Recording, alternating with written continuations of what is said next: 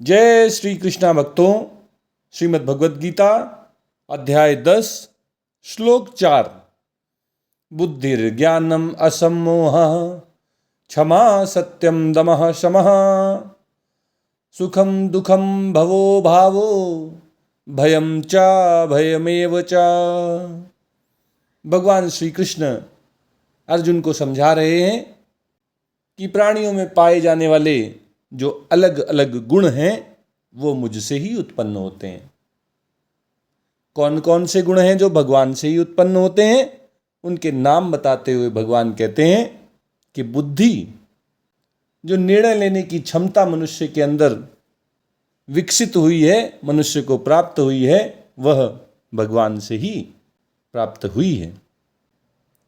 इसी तरह जो मनुष्य में ज्ञान है, उचित अनुचित का, सत असत का, कर्तव्य अकर्तव्य का, नित्य अनित्य का जो भेद करने की सामर्थ्य है, विभिन्न विषयों की जो मनुष्य को जानकारी है, वह जानकारी, वह ज्ञान भी मनुष्य को भगवान से ही प्राप्त होता है। इसी तरह जो क्षमा का गुण मनुष्य में है, सामर्थ्य होते हुए भी वह किसी के द्वारा किए हुए बड़े से बड़े अपराध को क्षमा कर देता है, उसे कोई दंड नहीं देता है। यह क्षमा का गुण मनुष्य को भगवान से ही प्राप्त होता है।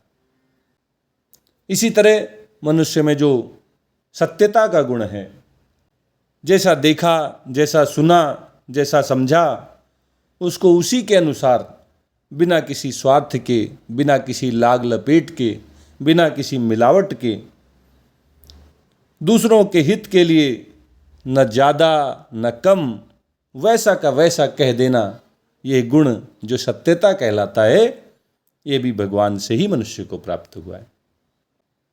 इसी तरह मनुष्य के अंदर जो दमः नाम का गुण है, इंद्रियों का संयमन करने की जो क्षमता है, इंद्रियां अत्यधिक विषयासक्ति में ना लगें, परमात्मा प्राप्ति का उद्देश्य रखते हुए मनुष्य जो अपनी इंद्रियों को विषयों से हटाकर अपने वश में कर लेता है, ये दमः कहलाता है। और ये दम गुण भी मनुष्य को भगवान से ही प्राप्त होता है। इसी तरह जो समः है, शम नाम का गुण है, मन को अनावश्यक विचारों से हटाने की जो क्षमता है, मन सांसारिक भोगों, ऐश्वर्यों आदि का चिंतन ना करे, मन को अनावश्यक विषयों से हटाकर परमात्मा की ओर मोड़ देने की क्षमता का नाम शम है। यह शम नाम का गुण भगवान से ही मनुष्य को प्राप्त हुआ है। इसी तरह सुखम, शरीर के, मन के और इंद्रियों के अनुकूल परिस्थितियां प्राप्त हो जाने पर जो हृदय में प्रसन्नता होती है, वह सुख कहलाती है। मनुष्य में जो ये सुख का गुण है, ये भी भगवान से ही आया है। इसको देने वाले भी भगवान ही हैं। सुख के उलट जो दुख है, शरीर, मन और इंद्रियों के प्रतिकूल परिस्थितियां आने पर हृदय में जो अप्रसन्नता होती है, वह दुख कहलाती है। ये दुख का गुण भी मनुष्य को भगवान से ही प्राप्त होता है। इसी प्रकार जो भव है, जन्म होना, उत्पन्न होना, भव कहलाता है। ये भव गुण, उत्पन्न होने का, जन्म लेने का जो गुण है, ये भी मनुष्य को भगवान से ही प्राप्त होता है।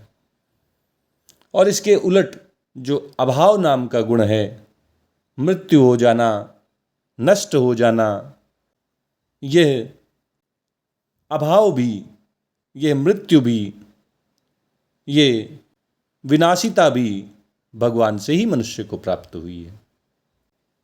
ऐसे ही मनुष्य में जो भय का गुण है, भविष्य के प्रति चिंता से मनुष्य में डर उत्पन्न होता है, ये भय कहलाता है।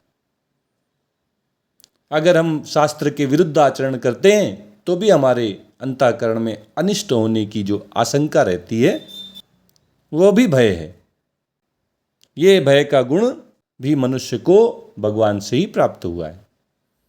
और इसके उलट जो अभय है, निर्भीकता है, जब मनुष्य शास्त्र सम्मत आचरण करता है तो उसके अंदर एक ऊर्जा उत्पन्न होती है कि मुझे किसी से डरने की जरूरत नहीं है। जब मनुष्य भगवान की शरणागति स्वीकार कर लेता है और अपने योगक्षेम का दायित्व तो भगवान के हाथों में छोड़ देता है, तब उसके अंदर अभयता आ जाती है, निर्भीकता आ जाती है। ये अभय का जो गुण है ये भी मनुष्य को भगवान श्री कृष्ण से ही प्राप्त हुआ है। इस प्रकार भगवान श्री कृष्ण अर्जुन के माध्यम से हम सबको ये उपदेश दे रहे हैं कि हमारे अंदर जो भी गुण हैं, चाहे वो सद्गुण हो या दुर्गुण हो, वे सब हमें भगवान से ही प्राप्त हुए हैं। वे भगवान का ही रूप हैं। सभी भावों के, सभी गुणों के पीछे जो मूल कारण है वो भगवान ही है।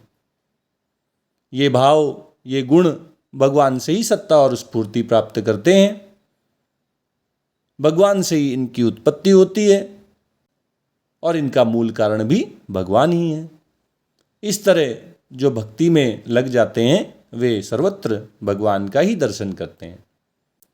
उनके अंदर जो सद्गुण हैं उनमें भी उन्हें भगवान ही दिखाई देते हैं और उनके अंदर जो दुर्गुण हैं उनमें भी उन्हें भगवान ही दिखाई देते। ओम तत्सत। जय श्री कृष्णा, जय श्री कृष्णा, जय जय श्री कृष्णा।